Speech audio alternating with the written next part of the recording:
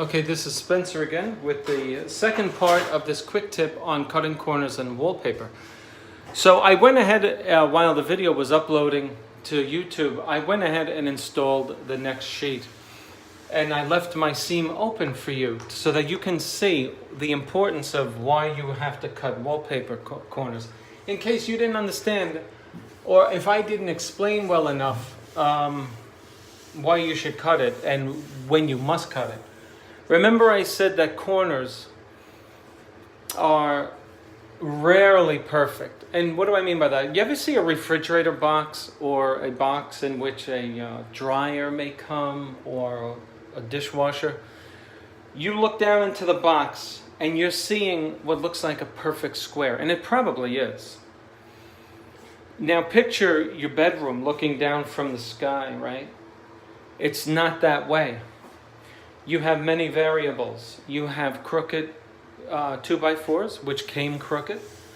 Then you have crooked installed 2x4s, and before you know it, one wall, this wall, and this wall are off. Either the bottom comes in toward you a little, or out, or at the top, the same phenomenon. So it results in this. So this was straight. How do I know that? I did my plumb line. I used a straight line. And so this was straight. So I come up to this, and this is not straight. And let me show you how. So I know this is straight already. And then I come to the edge, and my wallpaper pattern now becomes crooked as I put it onto this wall. So I must cut it in order to straighten this out, which means I'm going to bring some of the wallpaper into the corner, and the eye will never see that it doesn't match. It will not see it because we're only talking about 1/4 inch. All right. So here's how I can show you that it's off.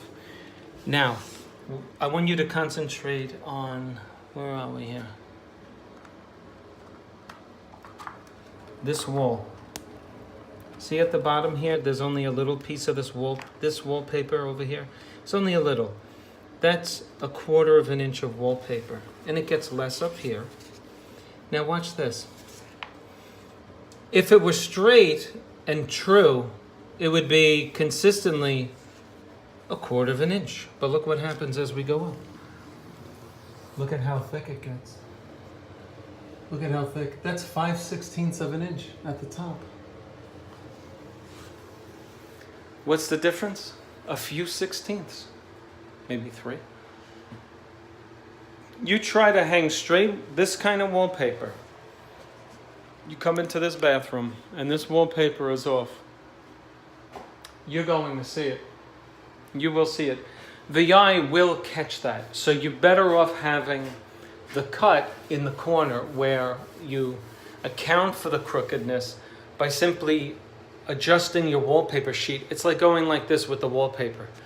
You're moving it so that it becomes straight on the edge. Okay? So, and then I want to show you this. Second point of this video is this wallpaper sheet. When we're going onto this wall, this paper needs to be on top of this paper. Because if it were the opposite, if I had this paper on top of this paper, you would see the edge of this paper.